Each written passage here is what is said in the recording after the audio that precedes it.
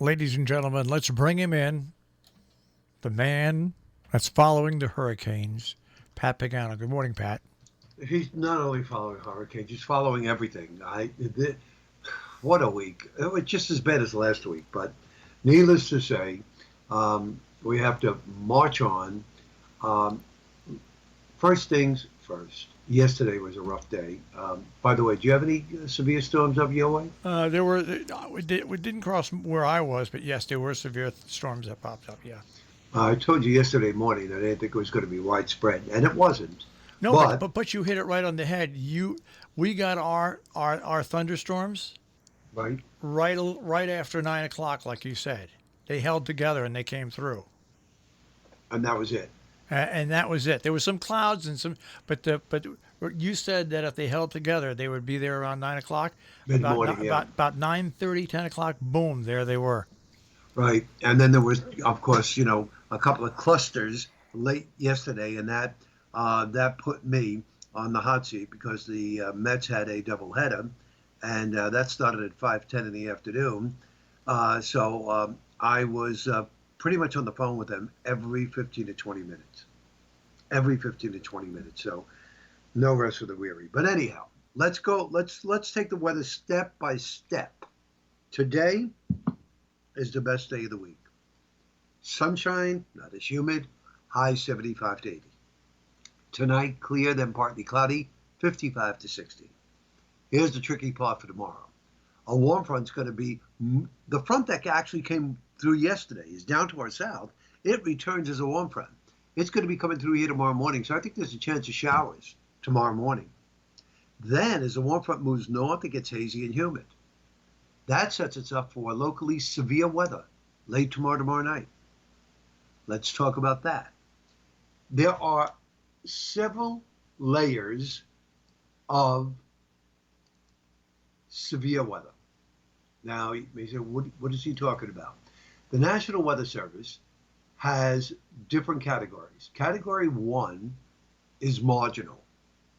Category 2 is a slight risk. Category 3 is an enhanced risk.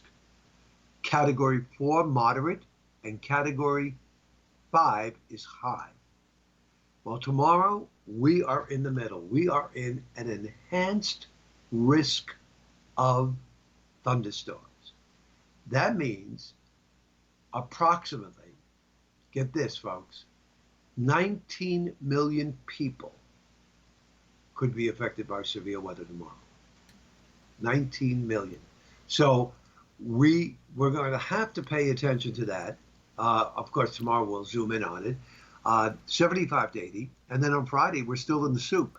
Hazy, humid. There could be a shower or thunderstorm, but the chances are not nearly as pronounced as they are as for Thursday, in the middle 80s. Now let's talk about Laura.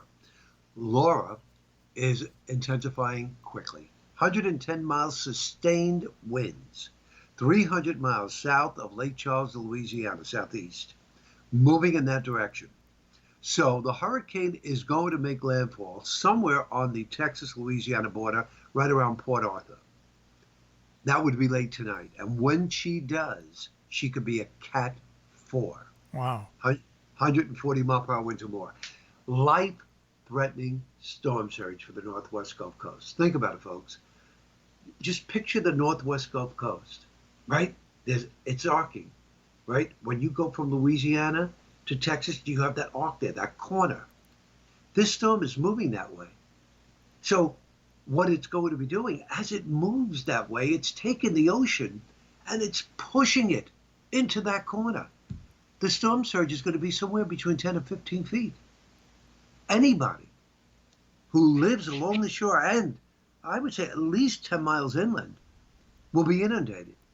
So if you have friends or relatives between Houston and New Orleans, you should call them and tell them, say, I listened to Pat this morning, and Pat says you should not be there. Get out. Now, what about Yeah. New Orleans? Is New Orleans going to get a bad effect from this? They will have a storm surge, but it won't be as bad, but they will have a storm surge, yeah. I mean, because this is a large storm. The hurricane force winds go out for like 125 miles, especially north and east of the center. So if the center's over Port Arthur, who's north and east of it? Louisiana. They're in that sector. So, and then the storm will lose the strong winds, but will move up through the Tennessee and Ohio Valley, cut across Virginia Saturday. When it gets off Delaware, it's going to redevelop into a tropical storm.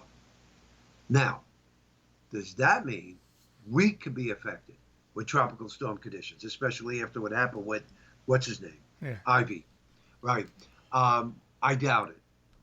We will be affected by rain because we'll get some rain from that and some rain from an incoming front on Saturday. But if anybody were to be affected based on the trajectory from the Hurricane Center, it would be Long Island. And they would have to be ready. It would be a slap for Long Island as compared to a punch.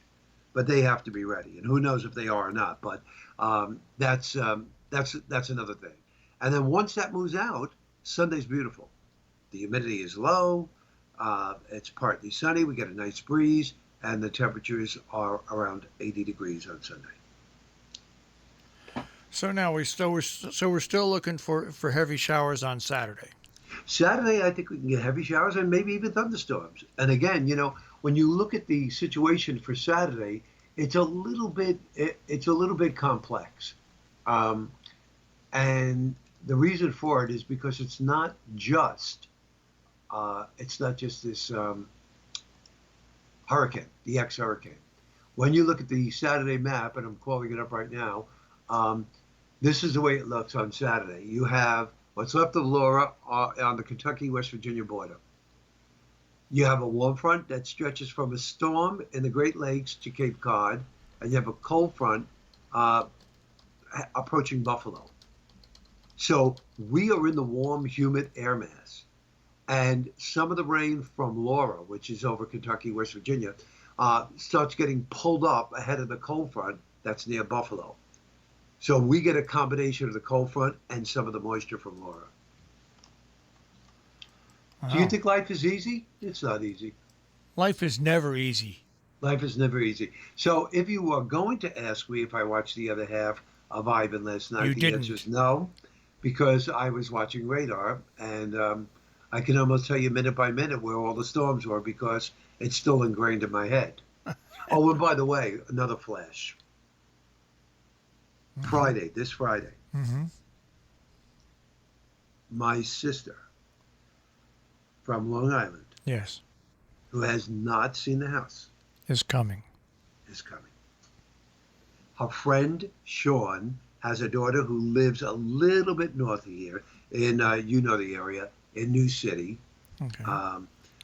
So she's going up to visit her daughter, and she called my sister, and she said, I'm going to be bypassing your brother's house. Would you like to come? I'll drop you off, and on my way back from my daughter's, I'll pick you up. And she said, I would love to. So she called here. She said, is it okay? I said, yes, we're here. She wanted to make sure you weren't at the cabin. I said, no. So she is coming up 4.5 years later, folks. This is a groundbreaking week, isn't it? Maybe she'll bring a plant. Or maybe she'll bring some pasta. Is she a good cook? No. Oh. No, she owned the restaurant though at one point, but she was never the cook. She just ran it. And she's, as far as feeding her, terrible. She doesn't eat meat. She doesn't eat chicken.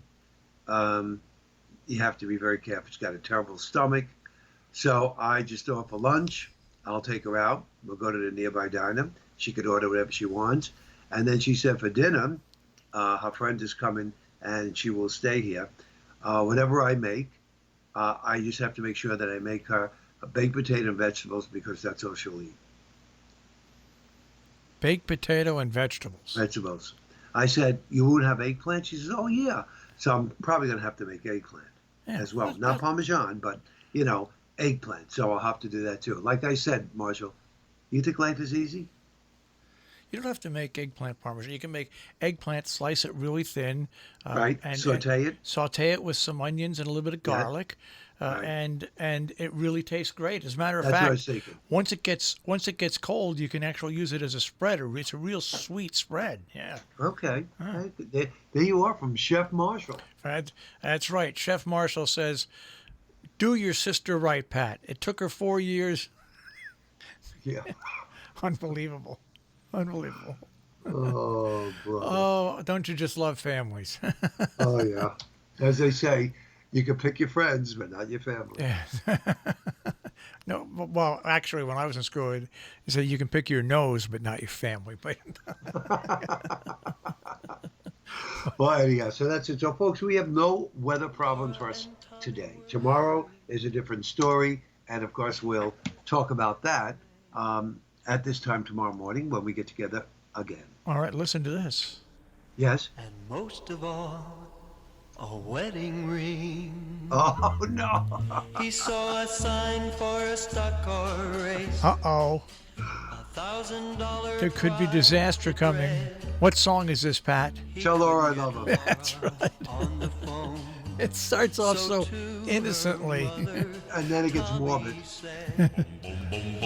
Tell Laura I love her. And then we better change the words. Tell Laura we hate her. Tell her I love her. All right, Pat, we'll speak to you tomorrow. All right, bye, Marshall. Take care.